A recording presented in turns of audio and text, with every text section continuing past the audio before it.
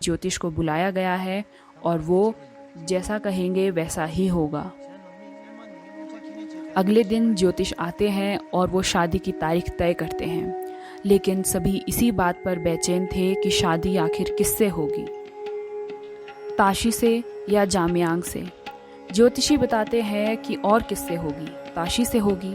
पिछली रात जामयांग ने ज्योतिष को सब कुछ बता दिया था। जब पेमा ने जामयांग से ये पूछा कि तुमने ये क्यों किया, तो उसने कहा, जब मेरी तुम्हारी शादी तय हो ही गई थी तो ज्योतिषी को बुलाने की ज़रूरत ही क्या थी, इसलिए बेहतर है कि मैं अपनी भावनाओं की कुर्बानी देकर रास्ते से हट जाऊं।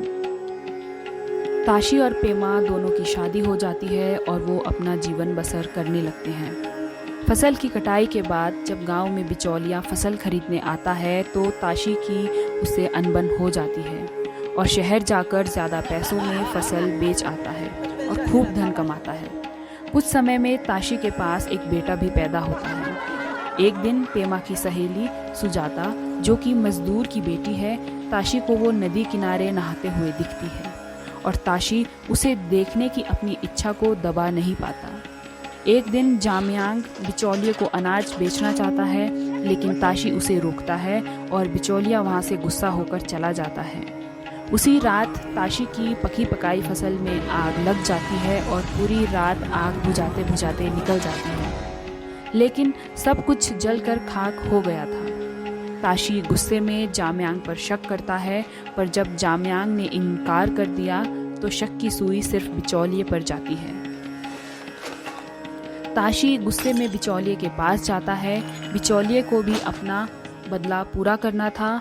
वो आरोप से पूरी तरीके से इनकार कर देता है, लेकिन बिचौलिए के लोग मार मार कर ताशी को उसका बुरा हाल कर देते हैं। पेमा और तेंजिन आकर उसे वापस घर ले जाते हैं। कुछ दिन बाद सब सामान्य हो जाता है। तभी एक दिन पेमा बाजार फसल बेचने जाती है और सुजाता अपनी मजदूरी का हिस्सा मांगने घर पर आती है और ताशी खुद को सुजाता से हमबिस्तर होने से रोक नहीं पाता। ताशी खुद को बहुत लज्जित महसूस करता है और पेमा से नजरें नहीं मिला पाता। ताशी सोच में पड़ जाता है कि उसके साथ क्या हो रहा है।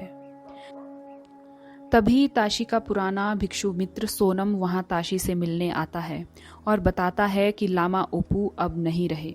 उन्होंने शरीर छोड़ने से पहले ताशी को एक पर्चा देने को कहा। पर्चे में लिखा होता है कि ताशी, मेरा समय आ चुका है, लेकिन मुझे नहीं लगता मेरा काम अभी भी ख़त्म हुआ है। मुझे दोबारा इस संसार में आना होगा। मुझे यकीन है हमारी मुलाकात दोबारा होगी और तब मैं तुमसे पूछूंगा और उस दिन तुम्हारे पास इस बात का जवाब ज़रूर होगा कि हज़ारों इच्छाओं को संतुष्ट करना आसान है या एक पर विजय पाना। तुम्हारा गुरु आपू। ताशी को यह सवाल मन में अंकित हो जाता है और वो दिन रात यही सोचता रहता है। एक रात वो घर से निकल जाता है और नदी के पास अपने भिक्षु वस्त्र धारण कर गृहस्थ जीवन छोड़ देता है। जब वह जा रहा होता है तो रास्ते में पेमा वहां आ पहुंचती है। उसे पता था कि ताशी छुपकर घर छोड़कर जा रहा था। पेमा उसे बुद्ध और यशोधरा के विवाहित जीवन की बात करती है। वो कहती है, यशोधरा, क्या तुम उसे जानते हो? क्या तुमने उसका नाम सुना है? बुद्ध, गौतम, सिद्धार्थ, शाक्य मुनि, इनका तो सबने नाम सुना है। यशोधरा की सिद्धार्थ से शादी हुई थी और उनका एक बेटा राहुल भी था। यशोधरा ने सिद्धार्थ से गहराई से प्रेम किया था, लेकिन बुद्ध उन्हें छोड़कर रात के अंधेरे में मोक्ष की प्राप्ति के लिए भाग गए। उन्होंने उसके एक शब्द भी ना कहा। उसने बुद्ध से बहुत पहले एक बीमार के लिए करुणा भाव व्यक्त किया था, इतना पहले कि सिद्धार्थ को पीड़ा का अर्थ पता भी नहीं था। तो आज कोई ये क्यों नहीं कहता कि सिद्धार्थ अपने मोक्ष की प्राप्ति के लिए यशोधरा के कर्जदार हैं?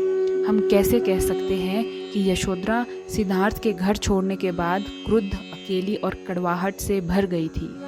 किसी ने उसके बारे में सोचा ही नहीं। उसे राहुल को क्या जवाब देने पड़े होंगे जब राहुल ने अपने पिता के बारे में उससे पूछा होगा। एक माँ बीच रात में अपने बच्चे को छोड़कर कैसे जा सकती है? ये तो केवल पुरुष ही कर सकता है। यशोधरा के पास कोई विकल्प नहीं बचा। उसे त्याग का जीवन ही जीना पड़ा।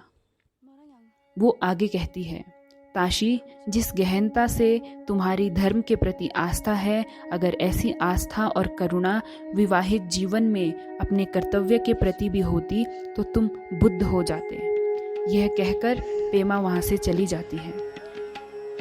ताशी रोता बिलखता है और जब उसके आंसू सूख जाते हैं तो वो वहाँ पर उसी पत्थर को देखता है जिस पर लिखा था, पानी की एक बूंद को सूखने से कैसे बचाओगे। वो पत्थर को हाथ में उठाता है और देखता है कि पत्थर के पीछे जवाब लिखा होता है, उसे समंदर से मिल जाने दो, फिर वो कभी नहीं सूखेगी। तभी ताशी ऊपर आकाश में उसी बाज को देखता है जिसने भेड़ पर एक पत्थर छोड़कर उसे मार दिया था। वह मृत्यु के बारे में सोचता है, क्योंकि मृत्यु ही अब उसकी विडंबना और पीड़ा का अंत कर सकती थी। हमारा जीवन जल की बूंदों के समान है। अगर हम अपनी इंद्रियों के गुलाम बनकर जीवन जिए तो ये पानी की बूंदें भाप बनकर व्यर्थ हो जाएगी, और अगर हम किसी भी जीवन रूप में अपने मन को जीत लें तो यही बूंदें समुद्र में मिलकर हमेशा के लिए अमर हो जाती है। यही आत्मा का परमात्मा से मिलन है। इच्छाओं और आकांक्षाओं का कोई अंत नहीं है, जैसा कि इस फिल्म में दिखाया गया है। पहले काम वासना, फिर धन, गृहस्थी, द्वेष, चंचलता और फिर भी मोक्ष की इच्छा। ये सब अंतहीन है। इसलिए चाहे हम विवाहित हैं, धर्मगुरु हैं या कोई भी हो, अपने मन को जीतना, शरीर के भोगों से ऊपर उठना और अपना कर्तव्य करना ही सबसे बड़ा मोक्ष है।